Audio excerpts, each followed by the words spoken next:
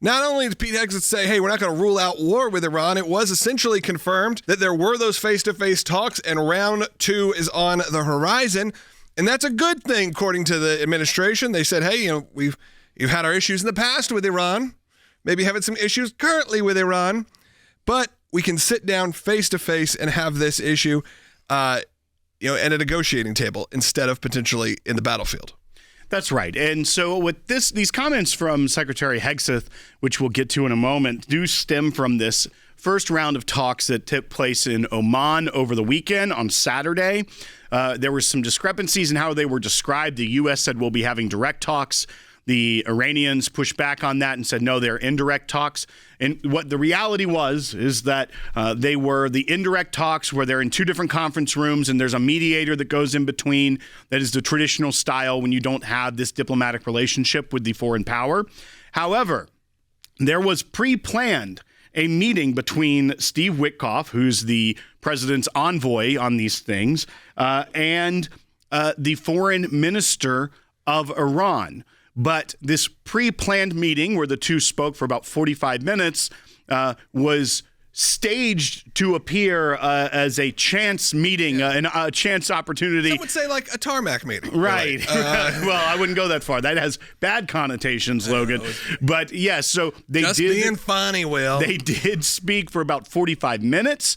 This has been described by administration officials that they are satisfied with how the first round went, and that they will be continuing these talks in Rome this coming Saturday. So a second round, this time in a European country, and it's very interesting. When in Rome. Yeah, no, I said, well, it's in Rome. Right, but when in Rome, negotiate nuclear peace. Yeah, Rome, if you want to. Well, there you go, around the world. Around the world. Let's hear first from Pete Hegseth so you have an idea of where we're setting up here. I can tell you that President Trump is dead serious on this issue. He's dead serious that Iran cannot have a nuclear weapon. He's said that for 20 years. He's been consistent. That is clear.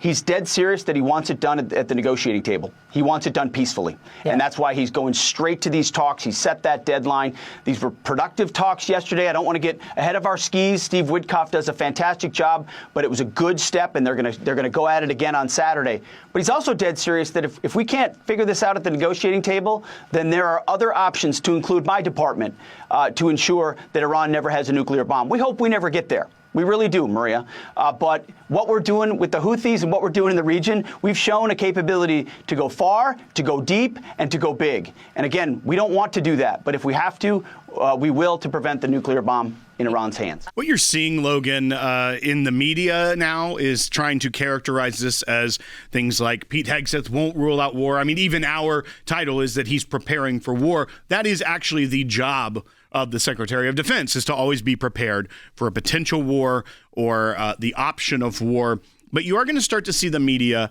try to spin this as President Trump and Pete Hegseth are looking for war. I think what they are doing is, once again, the negotiation that it takes to actually get to a point of getting some real resolution. During the Obama administration with the JCPOA, Joint Comprehensive Plan of Action, which was the first Iran nuclear deal that the Obama administration put forward. That was where Iran gets money, we get pseudo oversight through the UN and through the IAEA, and nothing really happens except for Iran gets closer and closer to a nuclear bomb. There was no real credible threat that if they violated this and kept going forward, which we know that they've been violating it the entire time. Of course. That the United States would actually do anything. If we are serious that the largest state sponsor of terrorism cannot have a nuclear weapon, because we know what they would do with that, and we know that the nuclear arms race that would be set off in the Middle East, the least stable region of the globe right now, then it has to be coupled with a real, serious, credible threat of military action to take out that. So I don't think that that's what the president wants. I think he is genuinely one of the least war-hungry presidents that we've seen in our lifetime, for sure. Yeah, he'll push it. I think he'll like you said, you know that if he has to do it, he will, and he will push an angle saying, hey, maybe scare him a little. But our hope is that we don't get there, because you don't want to be in a war with Iran. I think we need to also have a little global reset for those who maybe don't understand the region as well. Iran is not Gaza. Iran is not, this. I mean, they are helping funding all of that, but when in terms of their reach, their impact, their power, this is a real player on the world stage, and a scary real player on the world stage. When you're talking about, look up cities like Tehran, go look at it. This is not what you picture as really the Middle East. This is a real area that could do real havoc and damage to America even. And while the people of Iran, many of the people of Iran are suffering under the rule of there, because Iran actually could be a very wealthy, prosperous country. But the mullahs of Iran, the Ayatollah, they use the money that they make, the industry that is all connected to the IRGC in Iran, the businesses, is like a cartel within their elite paramilitary IRGC there. What you start to see is that this, what could be prosperous kind of example in the Middle East and western part of Asia is a complete opposite. You know that they have these capabilities because they spend the money that these businesses, that the government has on terror, on building up a nuclear weapons program. So it takes serious tough talk to, one, even get them to the negotiating table. There's that famous quote where President Trump said that, he didn't like Ambassador John Bolton, and he was terrible, awful, said all that. But he said, he was useful because everyone thought he was crazy enough to drop a nuclear bomb on them. And so there has to be that credible threat of military force if you want someone like Iran that only knows how to react to that to come to the actual table to get something done. I don't think that President Obama, I know for a fact, never had that real credible threat. And I think also it enlightens us a little bit more about this campaign about the Houthis, which is opening up that shipping lane, is kind of the stated goal. This is the entire issue that, Signalgate was about. But Pete Hegseth talked about that as well, about why they are doing what they're doing with the Houthis and how that is also sending a signal to Iran. Let's play bite 2 from Secretary of Defense Pete Hegseth. We know, Maria, that Iran's taken a look at what's happening to the Houthis and realizing they don't want any part of it. And that's because we're dismantling the Houthis' capabilities.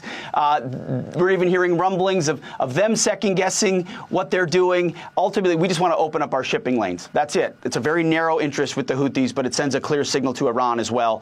You're not going to mess with the United States.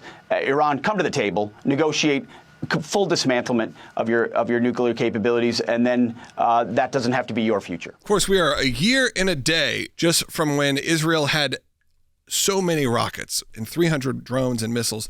99%, of course, were stopped, which was great, but aimed at Jerusalem. Of course, that was pretty much known to be coming from Iran. That was, they stated it. There was that whole moment of, well, they sent them, but, they gave them a little warning, and we knew it was coming, so they were able to shoot them all down. So Israel wasn't allowed to respond, and there that whole debate that always happens, but that was a year ago. We are so excited to announce the ACLJ's brand new app, completely redesigned to provide you with the best tools available to partner with us at the ACLJ. You can watch the daily Secular program, sign the petitions, customize your ACLJ membership experience, donate with the click of a button, and receive up-to-the-minute critical updates that the mainstream media can't censor. Just scan the QR code on your screen or go to your phone's app store, search ACLJ, and click install. It's that simple.